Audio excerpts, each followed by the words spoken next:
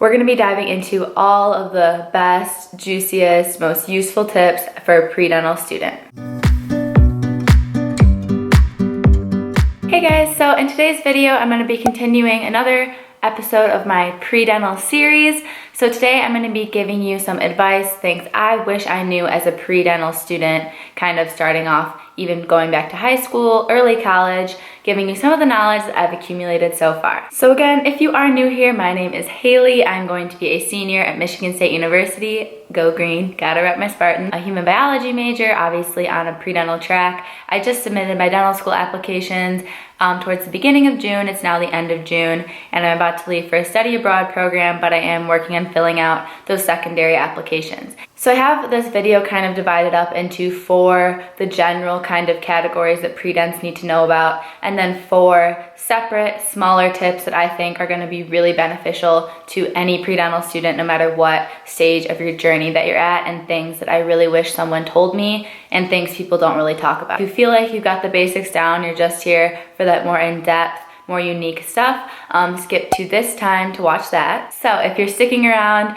for the general tips, if you're maybe new to pre-dental, considering switching over to dentistry from med or another healthcare route, or you're in high school figuring out what you want to do, these 4 things will be really good to help you know and to help you get on track right from the beginning. So the first thing I want to touch on is classes. So you can technically be any major and apply to dental school, and you don't even, depending on the dental school, have to finish and get a bachelor's degree. A lot of them are shifting towards that though, so assume you're going to need to do 4 years of undergraduate education and get some kind of bachelor's degree. I think it's easiest to get a degree in a science-related field, because a lot of those classes you're taking for your major are going to be the prerequisites that you need to apply to dental school. So there are prerequisites for every single dental school. Look those up on their website. I don't want to get too in-depth into that now, but you should be making sure that you're taking those classes that you need to apply to dental school. But as for the classes themselves, there's a couple tips I want to give you. So the first thing that I did that I thought was immeasurably helpful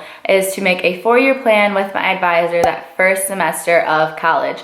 Obviously, if you're older than that, you're not missing out, but the sooner you do it, the better. So I made a 4-year plan with my advisor, laying out all the classes I needed for dental school, what was gonna work with my major, and I was also able to decide right then and there, first semester of college, that I wanted to pick up a minor. I do hope to own my own dental practice one day and run that, so I wanted something in the business realm, so I decided to pick up a minor through our business college here in Entrepreneurship and Innovation. So I was able to plan out my human biology requirements, get those minor requirements and the university requirements all planned out for 4 years. And one thing with that would just be to recognize which classes are going to be very tough. For example, I knew that biochemistry 1 was a class that dental schools look at heavily, your individual grade for that, and also a class that's just generally very challenging. So I wanted to make sure I had it done before I applied so they could see that I was successful in it. And I wanted to make sure that I wasn't putting it with another intensely challenging science course. So I left it for a semester when I only had 1 other science class to take,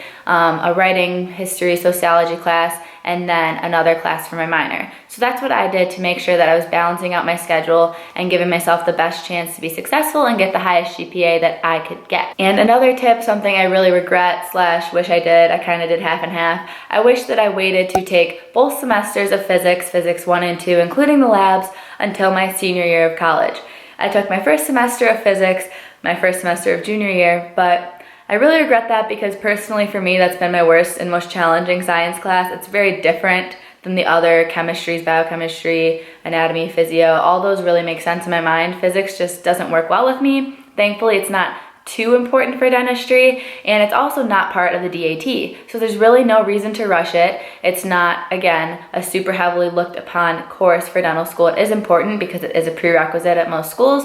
But anyways, I would wait to take it till your senior year. So if you are gonna struggle with it like I did, it's later in the game, it's not going to affect your application GPA as much, and you don't have to be stressed about it and struggling with that class like I did. So the second thing I want to cover is extracurriculars.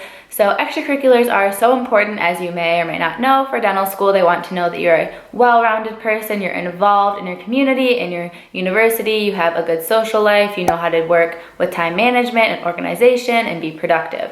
all of those things are shown through involvement in extracurriculars. So that can be having a job, it can be through clubs on campus, it can be off campus like work. So I'm not talking about volunteering yet specifically, either a job, being involved in clubs, leadership, things like that, a sports team, that kind of thing. So personally, I have had a job, but not throughout all of college, just here and there. And then the main thing for me has been organization. So I've been heavily involved in 2 organizations on our campus, one being Predental Club, first meeting of freshman year till now. Alpha Epsilon Delta is a pre-health honor society that we have a chapter of here at Michigan State that I've also been involved in since the very beginning of my freshman year, going into my senior year. And since I have been so heavily involved in those, I had a leadership position for AED this past year, and I'm going to be the president next year. And then for Predental Club, I'll be able to be secretary next year. My friend Amanda's president. Shout out to you. I am really excited about those positions, and it does give me the ability to improve even more professional skills, personal skills,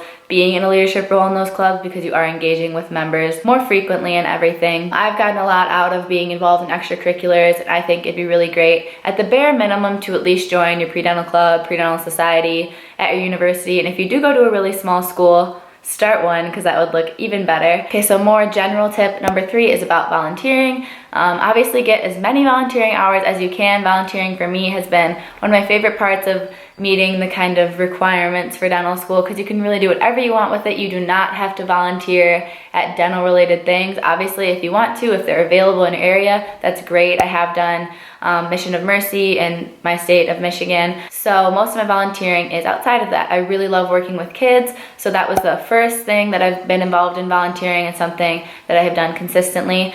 So the tip here is to pick one thing, start your freshman year, something you're really passionate about, and continue that all 4 years. So I didn't start this volunteering that I've been referencing until my sophomore year, and I wish I started earlier, but I do work as a mentor for a program here at Michigan State called Honors x2, but I absolutely love doing it. I either do 1 to 3 hours a week, and so I've been doing that sophomore year, and I'll continue it into senior year. So that kind of does accumulate hours.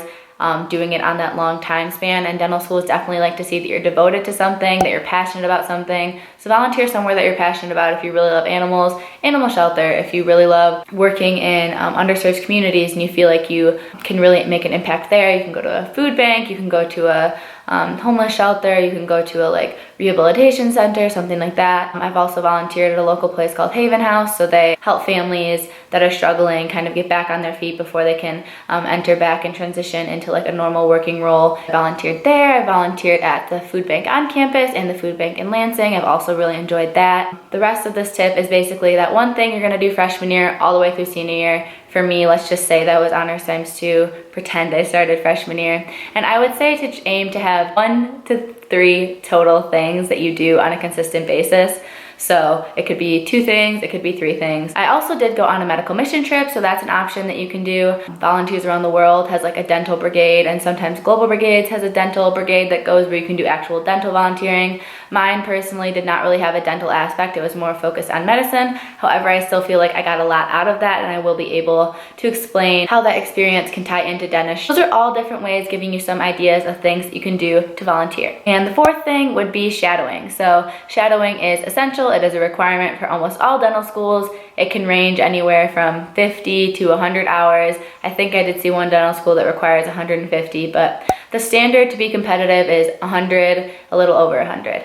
I have exactly that. I think I have 160 hours or something along those lines. And then I do have a separate amount that was from assisting at an oral surgery office. They called me an assistant, but I didn't actually assist during procedures. I was more cleaning, a rover, that kind of duty. They do want you to list anything you've been compensated for as employment, dental experience, but employment versus dental experience, volunteer, shadowing. So that's kind of its own thing. So I would try to have a solid 100 hours of actual shadowing, and then some schools are going to count your compensated as shadowing, so you might have a lot more for certain schools, but other schools won't. So you want to make sure you have that 100 of purely shadowing. And I think a really good way to go about that is to get 50 hours with one general dentist. And that's the person that will hopefully be writing your letter of recommendation.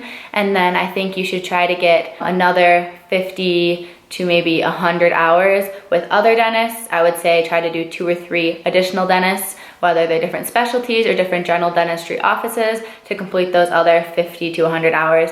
After around 150 to 200 hours, I think your time could be better spent other areas. Unless you are assisting and being paid, keep doing that. Or if you are going to new offices and really enjoying getting to interact with different dentists and see how different practices work, then obviously the shadowing is still beneficial. But keeping going to the same person, seeing the same thing day to day without having any hands-on interaction, I think what you're going to be getting out of that experience can kind of cap off at a point.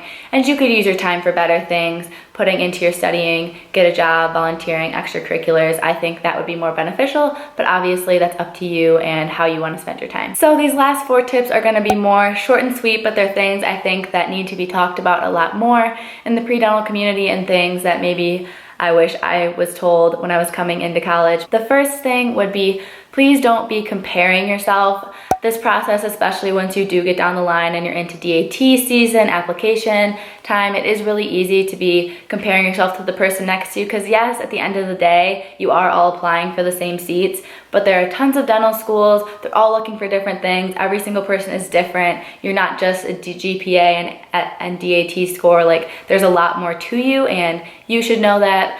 Dental schools see that, so try not to compare yourself to people, whether that is actual scores, experiences, whether you're taking a gap year, 2 gap years, you're a non-traditional student. So really try not to worry about it. I know it's easier said than done. It really does not matter at the end of the day. Everyone's just doing their best, trying to reach the same goal of being a great practice-ready dentist that's going to make a good impact on the field as a whole. So really try not to worry about your timeline. Focus on you. Do the best thing that works for you, for your mental health, for your work-life balance, for your productivity, for your overall success. Don't really worry about what the person next to you is doing. There's not one straight path. Just that first tip, I think that needs to be talked about a little bit more in this community. So this next one would be military scholarships. I didn't really know that these were a thing, and I think if I had known about it freshman year, it might have been something I actually chose to do. One of my friends is trying to get the military scholarship for DO school, so a little bit different. You know, a lot of people from my school or from different dental schools that I visited, students there have mentioned that they have used the military scholarships. There are 2 different ones. One is going to directly fund your schooling and pay that way, and then one is going to give you like a salary that you can use to pay living expenses or put towards school if you like. I think that the salary one is most useful if you're like a non-traditional student and you do have a family or something like that, and then the one that's going to cover your actual tuition is better if you're coming right out of undergrad and you don't necessarily have a ton of other costs in your life to worry about. Basically, you just apply for those. They are very competitive. It's something you need to think about early on, but they are an amazing way to pay for your dental school and serve. You're not going to be someone like in the line of duty. You're going to be working as a dentist on military families. These last 2 tips are definitely short and sweet, so I'm going to try to finish this off quickly. I know the video is getting a little long, so if you have stuck around, be sure to give this video a thumbs up. I really do appreciate you watching and listening to what I have to say. But so this last one is to start getting your letters of rec as early as possible. I had to get letters of rec, but I was like, oh, I'll wait till I'm like in my upper level science classes. Like, they'll be smaller, it'll be easier. They do really prefer to have letters of rec from those core science classes, bio, chemistry, orgo. So I wish that I would have gotten closer with my chemistry professors freshman year and gotten a letter of recommendation from one of them, because it was tough once I was getting into those upper level science classes and you're getting busier and everything to make time to see those professors. Once you're living on campus that first year, it's a lot easier to get to their office hours and get to know them and stay after class and things like that. So I would just try to secure a letter of recommendation your freshman year. And this last tip, something that has affected me directly now as a pre-dental student, is I'm not sure if I can say I wish I applied to less schools. I can imagine that in a couple months I'm gonna say I wish I applied to less schools. I definitely think you shouldn't go over 10 unless you have a specific circumstance, but if you feel like you're a fairly competitive applicant, I really think 10 is a good place to cap it at. I ended up applying to 12 schools. I would really try to aim anywhere from 3 to 10 schools, I think is a totally fair amount, and it does get super expensive, so consider finances and everything. Yes, the tip is basically just don't go overboard unless you have a very specific reason to do so. Okay, so that is all of my tips, the first 4 more broad ones and the 4 specific ones. So I hope that you found some of them helpful. Leave me a comment below which tip you thought was the most useful, or if you have any of your own tips, that'd be great to help the comments become a kind of useful place for people in this community. Please subscribe if you do like my content. I do a lot of pre-dental, dental school application videos like that, and then I also do vlogs and everything for my daily life here at Michigan State University. So if there is anything else you'd like to see, again, comment. You can come message me on Instagram or something as well. I'll put my Instagram right here. So thank you so much for watching, and I hope you have an awesome day.